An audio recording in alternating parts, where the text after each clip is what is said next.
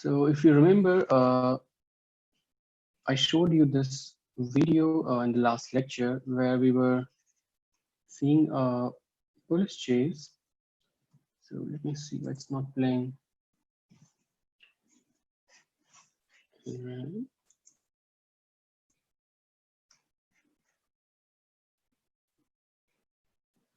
And I asked you some questions like, so most of this was done manually. And the questions I asked was, let's say if we don't want any human involvement in this chase, except like for the person the thief, like who is stealing away this car. So what are the computer vision tasks that can be used or which will have to be solved to actually make that possible? And what you can do is you can unmute you and then just answer the question, or you can put that in the chat and then I can read from there. So before you begin, so let me like give you a bit more detail about this chase. So this person was like going at high speed. Then there were some police cars chasing him. There were some helicopters, and they have cameras in them. They were like zooming into this particular car, tracking this. And when it stopped, so it was actually it outrun like every all the cars, all the helicopters. So they completely lost it. But after like searching for a while, they found this car lying, like it was next to parked somewhere close to the road. They located it, and then they searched the jungle which was close by. And in that forest, the person was hiding somewhere under the tree. And using the infrared cameras, they were able to locate this person, and then they later arrested it. So, like, what do you think? What kind of different problems we'll have to solve for this to actually make such an application which can automatically do this?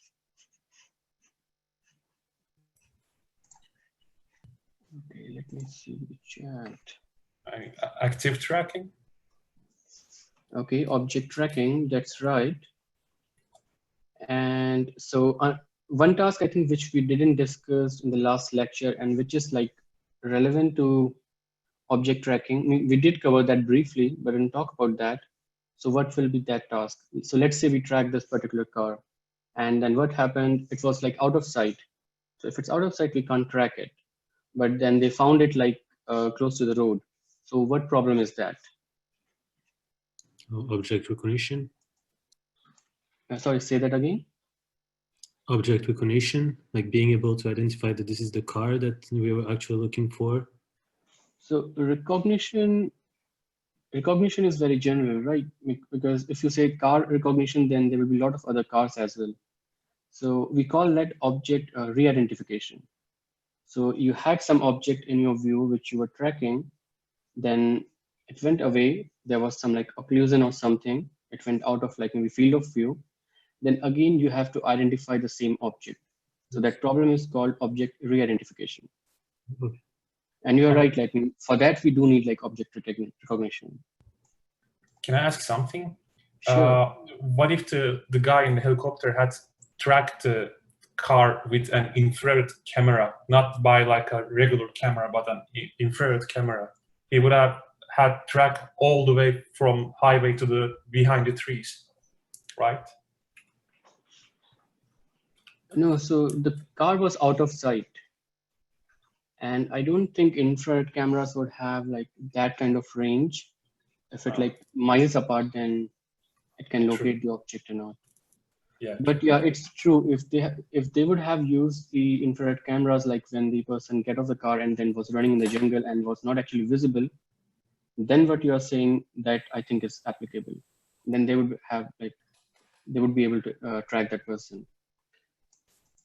Okay, so one person, Tushar, is saying. Okay, before that, Sunil is saying object detection and tracking it. So yeah, that's fine. We covered that. And Tushar is saying traffic or street cameras can join their distributed feed and combine them to track the vehicle by its description that will avoid the drone or helicopter. So that's really a nice idea, but that will be like altogether in different application. And I think that will be interesting and seems like feasible, but that's like different from the problem which we are talking about.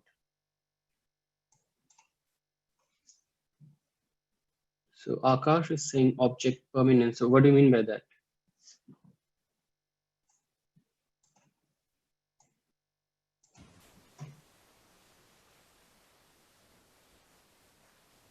Akash, I think you are muted.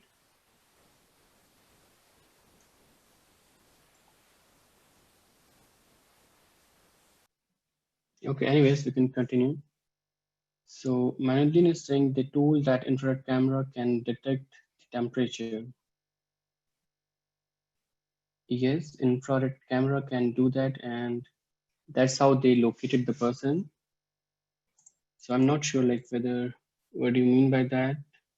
Probably I'm not able to, yeah. So Mayuddin, can you elaborate on that? Yes, and at the end of this video, they told that different body, different like animal have their own temperature, human have their others temperature, and using this temperature, they can detect the which one is man and which one is human and which one is others animal. And Right. So yeah, I think that's really a good point. So once they have the infrared feed, so they did it manually, right? Based on the temperature difference. yeah, yeah, yeah. Now you can do object detection in like visual domain when you have RGB video. Mhm. Then you can also do object detection in IR domain when you just have infrared feed. So that's like the same problem object detection, whether it's like it's an animal or it's a person, based Mhm. on like the heat temperature, but doing that in infrared feed. So again, so that will be object detection in a different domain. So I think that's really a good point.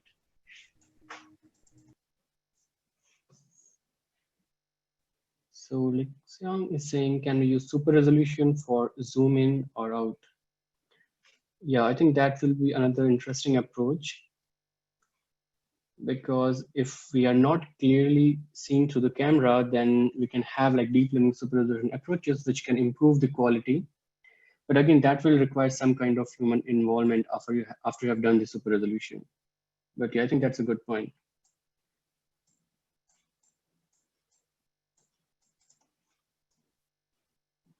So Akash is saying that when we are not able to see it, then track. So how will you do that?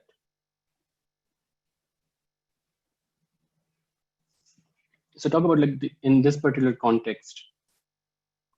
I can understand that if you have a very close environment, maybe inside a room or indoors, where maybe the person is occluded because of some object, then it makes sense. But this is outdoors and the person is like way far away from the camera. So do you still think it's relevant?